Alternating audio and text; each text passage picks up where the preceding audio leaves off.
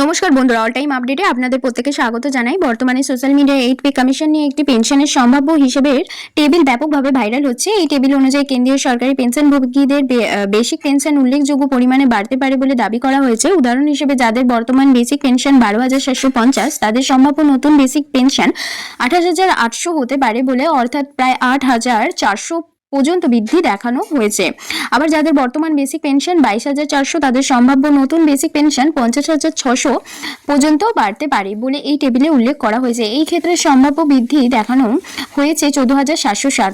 একইভাবে 13,150, 15,250, 17,650, 19,900 এবং 21,750 সহ বিভিন্ন বেসিক পেনশনের জন্য সম্ভাব্য নতুন পেনশনের হিসাব ওই টেবিলে দেখানো হয়েছে। ফলে অনেকেই জানতে চাইছে, সত্যি কি এতটা বাড়তে চলেছে পেনশন?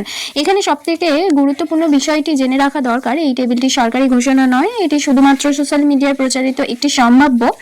কেন্দ্রীয় সরকার এখনো 8 পে কমিশনের চূড়ান্ত ফিটমেন্ট ফ্যাক্টর বা নতুন পেনশনের পরিমাণ সম্পর্কে কোনো সরকারি বিজ্ঞপ্তি প্রকাশ করেনি। তাই এই ধরনের তথ্য দেখে বিভ্রান্ত হবে না। সরকারি ঘোষণা প্রকাশিত হলে তবে প্রকৃত নতুন পেনশন কত হবে তা নিয়ে নিশ্চিতভাবে জানা যাবে।